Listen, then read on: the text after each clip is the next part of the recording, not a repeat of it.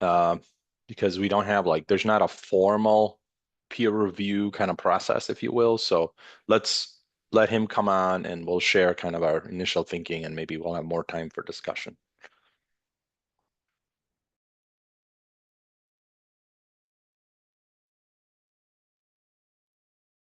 Sean?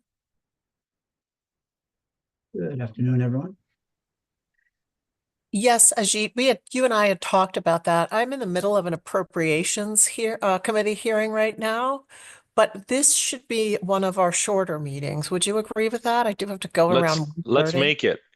Well, Um, but I mean Brian's on, so I don't know who else is gonna jump on here. Tom did say he cannot join, yep. so I did hear from Tom, but I didn't hear from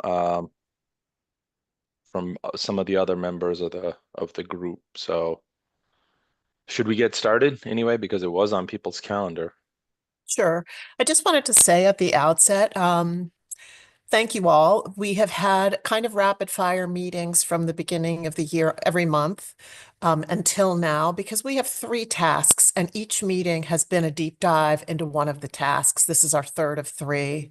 So Ajit and I are getting together tomorrow or Thursday to kind of regroup on everything we've done and figure out with everything we've learned, how does the committee's work switch over now from fact finding to proposals and recommendations, et cetera.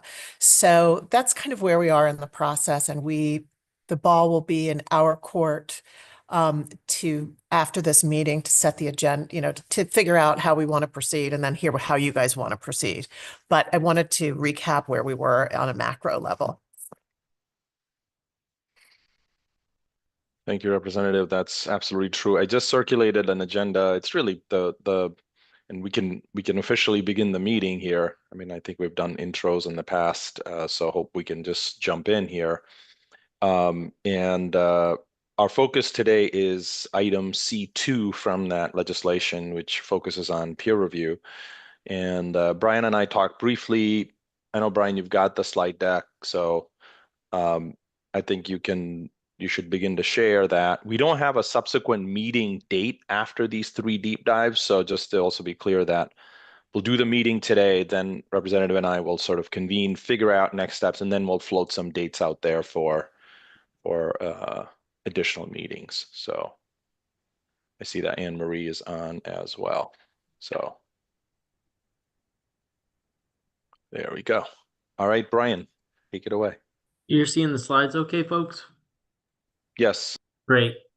Yeah, so as Ajit mentioned, we put together a couple of slides just to help shape the discussion for today and talk a little bit about the task in front of us, all the work at the state education agency. We just want to show the alignment with our state strategic plan and the different areas when we think about impacting outcomes for students through peer review process. Obviously, that impacts instruction and supports that are in place through schools. So there is great alignment with the State Board of Ed plan strategically. This is a nice graphic we utilize at the State Department to show our areas of focus. And once again, there's absolutely alignment throughout here. And that area of improving student outcomes is what our goal is in collaboration with our interest holders. I've shared this in a variety of settings. If this is new to you, this is our general supervision graphic that helps folks understand the role of what a state education agency is tasked with from a special education perspective. These are the 8 components that the Office of Special Ed Programs expects to see at the state level. And what the item that we're discussing today really is related to technical assistance and professional development, and also that sustaining compliance and improvement area, which is what we're looking to achieve with this work. Ajit mentioned this at the start, but this is just kind of to put out in front of us. The creation of a peer review process for special education programs And so we wanted to discuss that with you all today to see what how how this should be interpreted and would be interpreted within the context of the legislation. We have some existing activities and work that we feel like are aligned with this, but also would like your perspective once we go through our slides today. And just that area of, that aspect of making sure that best practices are identified and shared, not only across districts, but even within school districts that are larger across our state. So this slide speaks to a peer review process, in determining and identifying what is that best practice that's going to lead to those improved results. In this case, specifically for students with IEPs, what that cycle looks like, and the process for identifying those programs and establishing the needs to be gathered around that process. And then once that's identified, how do we support the identification and dissemination of that information? And what existing structures do we already have in the state that we can tap into to share those best practices across the state? And Brian, if I might just add Please. just a couple of points on this particular slide. I mean, we have peer review processes for our state assessments with the U.S. Department of Ed.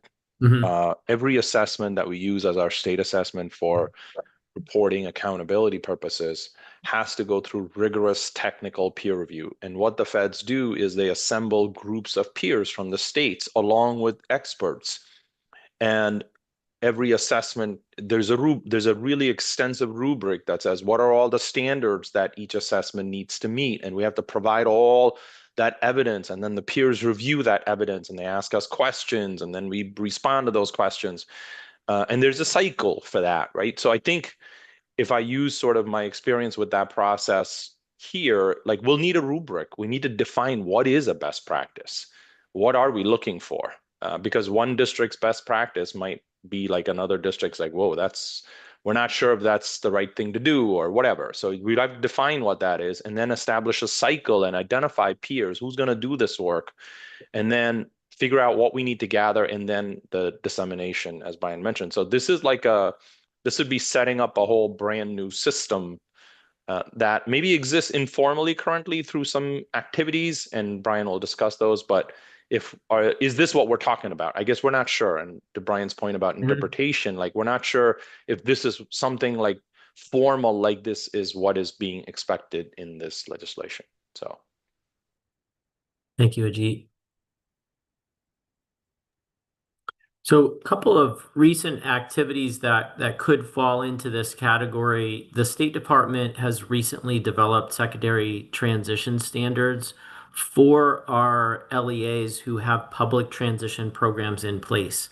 And so that document, as Ajit mentioned, a rubric and identifying best practices, which there are both national and state guidance documents to that effect. In this context, we have standards where programs can either aspire to or work towards or meet certain standards given a specific population of students. In this case, students who are 18 and up, who have acquired all of their credits in school and now are working on those secondary transition skills before they transition to employment, independent living, and or continued education. And so we've worked with a small number of districts to refine that tool and are ready to publish that for kind of broader context. And then we will have, similar to our approved private special education approval process, which I know Sean is very familiar with, and so we'll have a similar cycle for our secondary transition programs where we're reviewing those programs based on those standards. We also had the State Personnel Development Grant, which was a competitive grant from the federal government focused on math goals for students with IEPs. Unfortunately, that funding was taken from us from the federal government. So we're only able to realize the benefits of the first couple of years of that 5-year grant, but still had an impact, again, working with a smaller group of LEAs with the goal of building capacity, both at the state and the coaching level at the state to be able to scale that out across districts. Our state systemic improvement plan is one of our 18 indicators. That's part of our state, our performance plan and annual performance report. And the goal there are for students with IEPs for ELA and ELA and reading to improve their results on the state assessment in one specific grade. So we have a number of targeted activities to be able to impact that. And then we share out those results as part of the local school district's annual determination. So those are recent pilots where that concept of building out best practices and effective instruction, support systems to be able to impact outcomes. And then the next few things here are examples of how we've had districts report out best practices. We, at our Back to School annual conference, have had LEAs present directly either through panels or other presentations. Also, the Performance Matters annual conference that we hold are primarily LEA presentations where the districts are able to, again, present and ask questions one another, and in order to replicate those results that are happening in other districts. And then a much lower level, our newsletter through the Bureau of Special Education, we have a section called Abilities in Action. And what we try to do in that section is, and the purpose of that is to highlight great work that's happening either within a program or within a district to share that out. And then naturally, those interactions happen between districts and or through the regional Concase setting. Brian, if I may, Yes.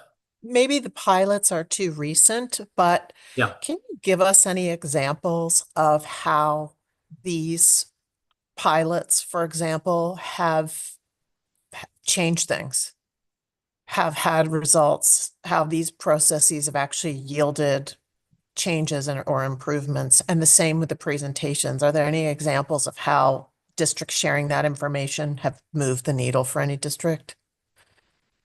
Yeah, it's a great question. So each of those different pilots have different goals. So it's, each would have a little bit of a different answer so for our state systemic improvement plan, just using that as an example, one of the research-based interventions to be able to impact progress in that area are giving our districts access to structured literacy support and training. And so we've seen districts with positive results based on increasing their staff's capacity, to meeting those students, individual goals. And so that's one example of moving the needle at the district level for districts who have participated in those supports. Whereas the secondary transition standards, as an example, what that's looking to do is ensure that those programs that are being offered to students at that age are of high quality. And how we measure that quality is the question, right? So how is that moving the needle? Well, one direct connection for that is our post-secondary outcome survey. So students 1 year after graduation, we check in to see, are they employed? Are they in a higher ed prep program? Are they accessing their community? And so based on those data, we're able to say, look back and say, these secondary transition programs, most recently handing off students into their adult lives, are, a good indicator of moving the needle. But it is a great question. And with the end in mind, figuring out in this peer review process, what is the needle that we're looking to move in this context? Is it sub-separate programming within the district? Is it certain specially designed instruction, those types of things. We would have to have that end in mind when we set up the pilots to evaluate our progress. Of these pilots that are here, these three, which one has been the most successful? I know they all have different measures of whether they're successful, but which is the best one so far? Because we have no need in this committee, in this subgroup, to reinvent the wheel. Like, if I want to know Right. what we're doing right now that's working and build on that. Yeah, it's a great question. I think they're all so different that unfortunately, the state personnel development grant has ended, so there's no funding behind it from the federal government. And so, unfortunately, we've had to really downscale that. I was very excited about the preliminary results of districts who were receiving that coaching and intensive supports around math instruction. And so that unfortunately we're not able to point to say, we can kind of continue in that work unless there was some funding stream that we were able to kind of connect to it. Um, the state systemic improvement plan is a requirement for states, so we do put a lot of time and resources and energy into that work. I think there are ways always to enhance and improve that.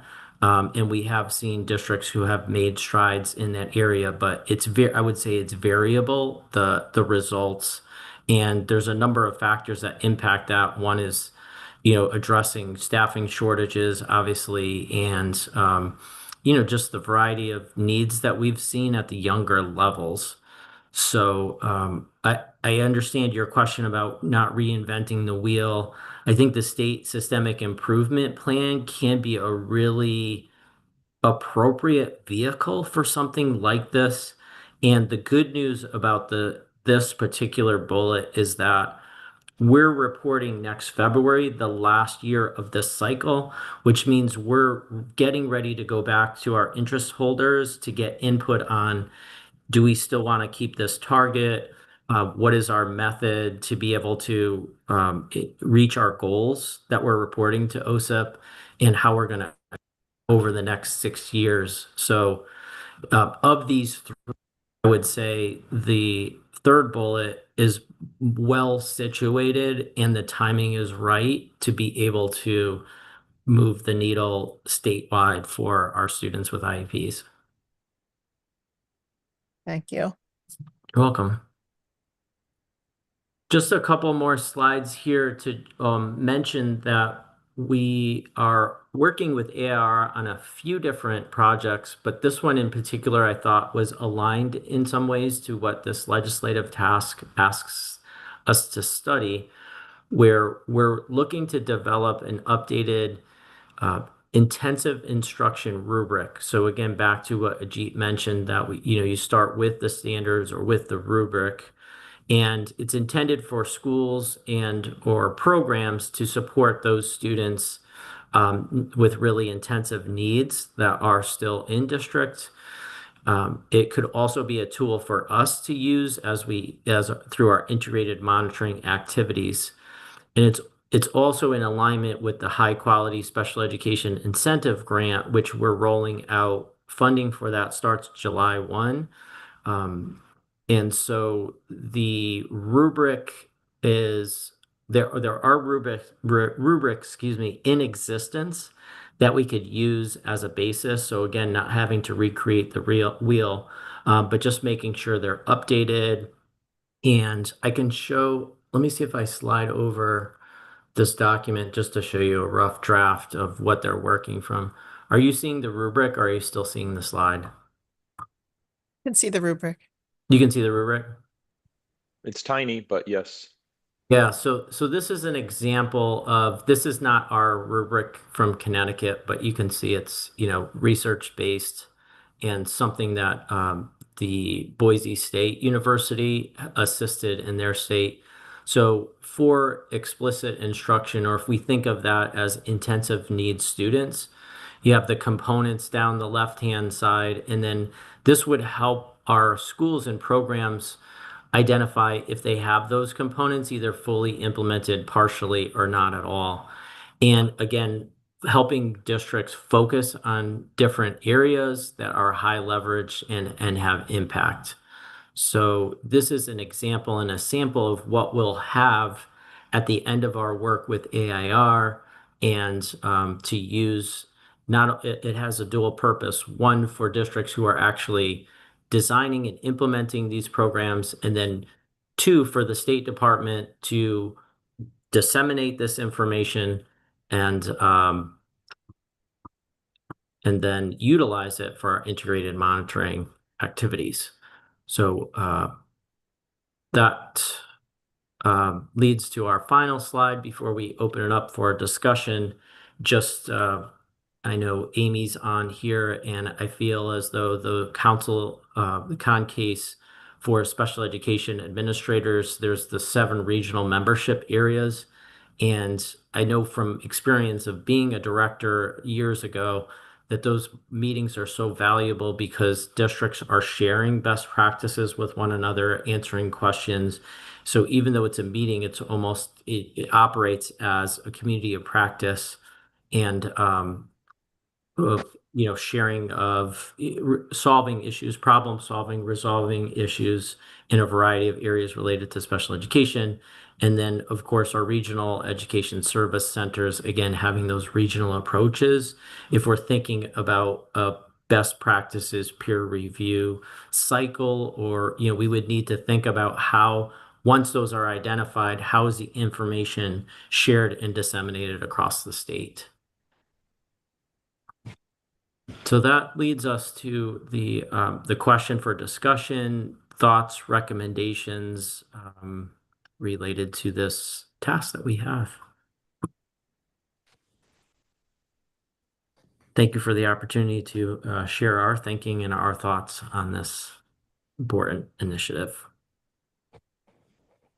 What is the state doing now, Brian or Ajit, that is, would you say is most effective for, one is the rubric which measures or reviews outcomes, and the other is pushing that information out for other school districts or other schools to use it. What is the most effective way? You had the 3 bullet points on the slide I asked some questions about, and then you had the 2 meetings that were just on this last slide. What works best, and how has that worked? What have the outcomes been? Is it the monthly meetings? Is it the newsletter? Is it what tool is working best to get the info out? I would actually open it up to the district representatives here and ask them to weigh in on what they actually find beneficial. So I could share if that helps. I think the regional meetings that directors have is very powerful. And it's a great time for us to share resources, to problem solve. Every month, each region has a presentation from somebody. So whether we're looking for support in mental health or transition, Brian often comes to each group. We get a legal presentation. So those are really powerful, especially since each region has their own little niche, and they're very different. Brian sends out a weekly email that is extremely helpful for all districts. And that has all updated information from the state. So that is something that we always have access to. And the statewide trainings that we have, Brian does 4 webinars, trainings each year that are available to everyone, and often brings individuals from the state to give us updates and trainings, which has been tremendous, as well as our state-run ones. So I think, and then on top of that, the communities of practice, which Brian touched upon, are available in all domains. So I know my OTs and PTs go every month, and they talk to OTs and PTs across the state, and that's psychologists, social workers, teachers, transition coordinators. So we have a lot of systems in place. It's really whether or not districts are availing that to their staff. So I think if there's one thing that we could do is message the importance of those opportunities for staff to participate in.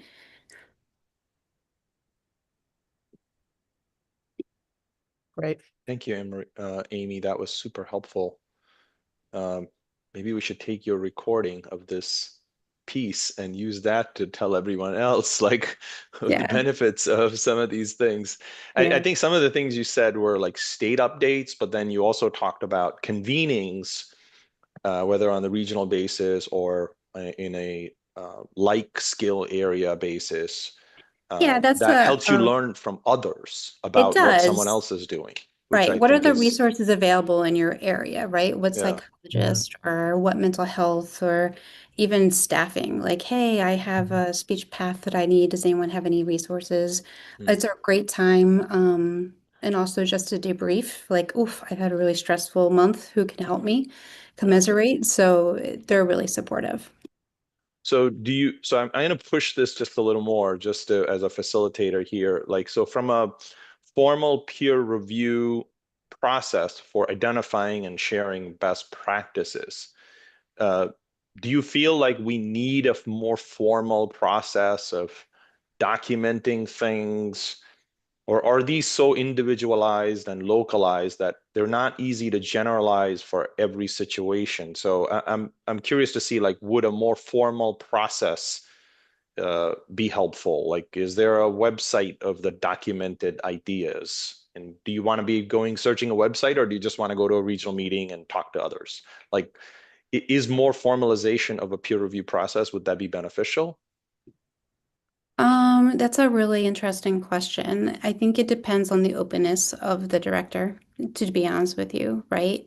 Um, I think a formal process to have a specific area where we could access information, I think we already have all of that. Maybe a process set in place where we talk to other districts on a more formal basis, maybe, because really the only ones you can't force anyone to access the regional supports, right? So if we really wanted to ensure that every district was doing it, then yeah, I would say you have to have a meeting once a month, or the state, the state's giving these meetings once a month. That might be beneficial, but you also have to recognize that our time is precious. So it's going to be very, very difficult to get every director in the state available at a specific time.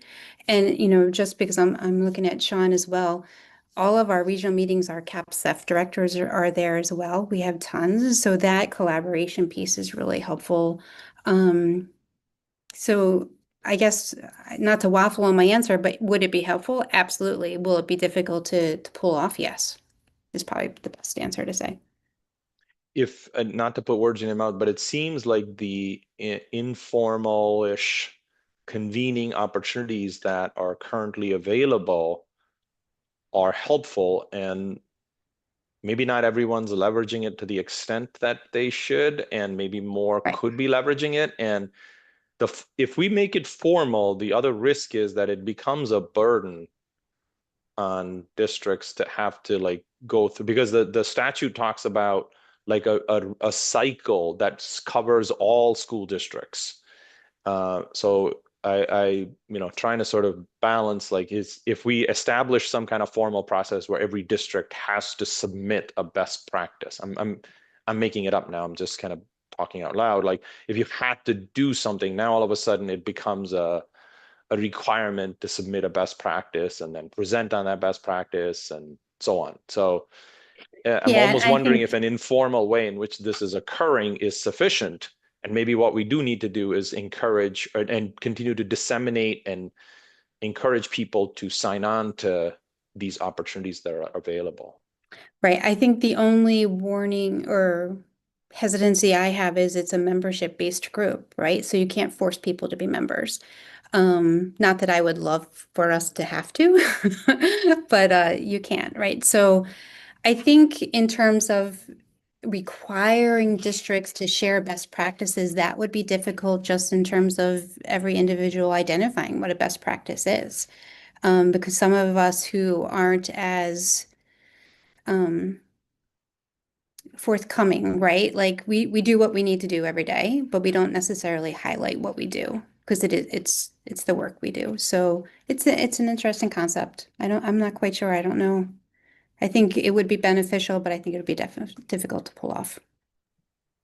Yeah, Amy, if I could piggyback on that, I think that something like that would require us to calibrate in some capacity, right? I'm like, what are we looking to do? Like, we're almost missing that first step of what does that look like? What calibration do we need? What sort of alignment do we need? And then kind of go from there. Right. And a best practice in my district isn't a best practice in another district, right? Right. It's based on who your population is at that time. Yep. So I agree with you. I think that would be definitely important. I think it would be an acceptable outcome for this task in our subgroup. And I'm not saying this is the outcome, but it would be acceptable to say the systems are already in place. Any additional systems would be a burden, but people aren't utilizing it enough. And we've got to get the word out so that people can utilize what we have to the max. I'm not saying that will be our recommendation, but in each of our deep dives, I've been surprised at how much we're already doing. And the desire not to add administrative burden or time commitments or time away from student activities, but optimize what we have instead of creating new stuff. I think that's very true. Hi, this is Anne Marie Cullinan. I just want to share. I was a director of special ed. I was a member of CONCASE. I'm now a coach for the Connecticut Association of Schools. And Brian spoken to us many times. And Brian, maybe I can use your wisdom on this too. I just think I've been in special education for decades. I don't say years anymore, but I do think that this information, and Representative, as you said, there's other outlets to get this information out. And I know I coach 7 new administrators in special education in the state. And I'd love to have this information to bring out to them. I know several of them are members of CONCASE and find it extremely, extremely helpful.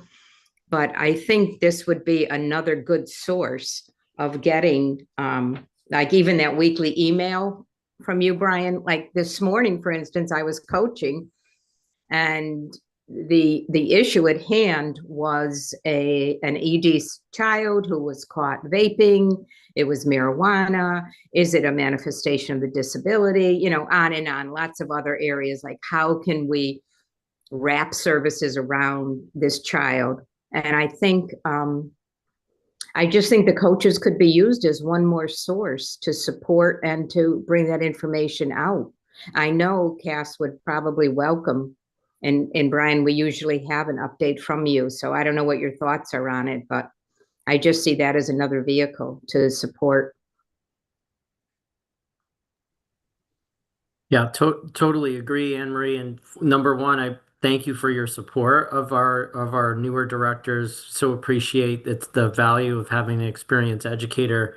And that's, I think, we have several programs in place for new and or aspiring directors, which I think is so critical. But as you were speaking, Anne Marie, I had a couple of ideas on how we can bring in the coaches in those like regular updates so that if the district directors either aren't aware or just have too many emails to sift through, which I know happens at times as well at different times of the year, we can figure out how to best get that information out through the coaches and through other entities.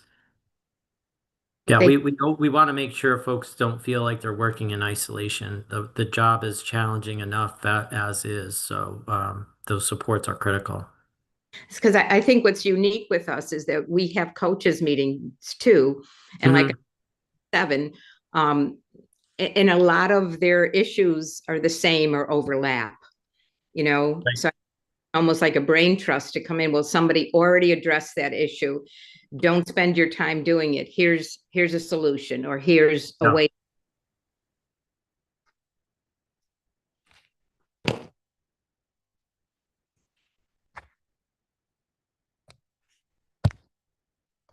Hi, Senator McCrory.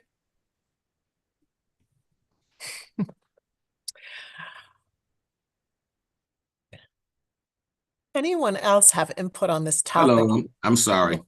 No, not at all. I just didn't want to not acknowledge you. Mhm. Since you all are in the field, anyone else have any feedback on what would help you in your work? Brian and Ajit or anyone, is there a when you say you send like your email blasts out, who does that go to? Does that go to superintendents of schools? Does it go to heads of special ed? Who gets that? Yeah, so I do a weekly email update for our special education directors and our directors for our approved private special education programs. And then the directors would disseminate. And then we also have bi-weekly emails that go out to superintendents, but all of the information that's contained within the director's email doesn't go through the superintendents, just ones that would be pertinent kind of for that like superintendent level, I guess you would say. So any legislative updates that we have, our competitive grants, that type of information would also go to our superintendent email. Thank you. You're welcome. And then every now and then a director will contact me and say, could you please add so-and-so to the list? They're a supervisor within the district overseeing early childhood. I'd like them to be added. So we maintain that list. EdSite maintains the director's points of contact. So that's our primary way to disseminate information, whether they be special education directors, secondary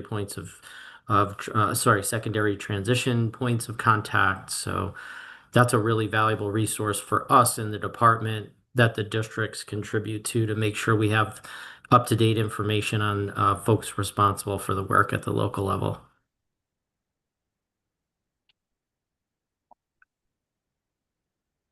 I have to apologize. I'm late for an appropriations committee hearing. So it's an excellent discussion and obviously should continue. Would folks like to? Representative, can I just share one thing to close out today's meeting, if that's okay? Absolutely. It seems like if there's any other ideas, of course, please reach out to me or Brian on the peer review idea. But it seems at least the big takeaway for us is to try to maybe improve the dissemination and continue to keep people informed and encourage participation in these things, because it obviously does contribute to your work. The one thing I wanted to share briefly is a recent report that just came out. This was published by the Boston University Wheelock Policy Center. I can't get to the chat, so I can't post this in the chat, the link, but you could search it. But it talks about how special education substantially improves learning, and it gives evidence from 3 states, and the 3 states are Connecticut, Indiana, and Massachusetts. They actually use longitudinal state assessment data going like 5-6 years, and looked at students from initial identification forward. But they also looked at initial identification and backward, meaning to see what was the student's trajectory prior to special education identification. And often that trajectory is going downward, which is what leads to the identification. And then the post-identification trajectory going upward. And that's what they find is consistent positive effects across all 3 states, and that these effects of special education on student achievement are significantly larger than prior estimates on this work. And the gains are immediate and continue over time. And I'll show you a very brief graphic here in the report. So this is the first set of charts is ELA, the next set of charts is math. And you'll notice it's Massachusetts, Indiana, and Connecticut, and then again, Massachusetts, Indiana, and Connecticut for math. And you'll notice that the trajectory prior to identification going downward and the trajectory post-identification going upward, essentially if the trajectory had been not interrupted by the special ed identification, the predicted trajectory would have gone even further south. So I think I just wanted to quickly share this amidst all our conversations around special ed. We'll sort of send it around as a link, but I'm not able to post it because it doesn't seem like there's a chat feature here. But I just wanted to at least quickly give you a sense that we do engage in these types of partnerships to continue to evaluate our effectiveness in our work. It's nice to see us singled out as a state for a positive like that. There are many others like Definitely. this. So yeah, I think what is interesting about this is that this finding is holding across 3 different states. It's also holding in Massachusetts. They also included whether the student got a testing accommodation or not, and that has no bearing on these effects, because testing accommodation is really about getting the student access to the test. It's not about, you know, anything else. So that doesn't really have an impact. And this finding also holds across student groups. So this is not particular to any student group. So this finding is holding across, even after controlling for all of that, we still see these effects in these 3 states. So.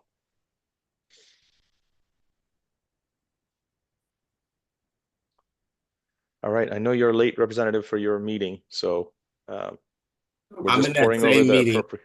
I'm in that same meeting that I have to go to, that appropriations meeting, so I'm gonna have to run also.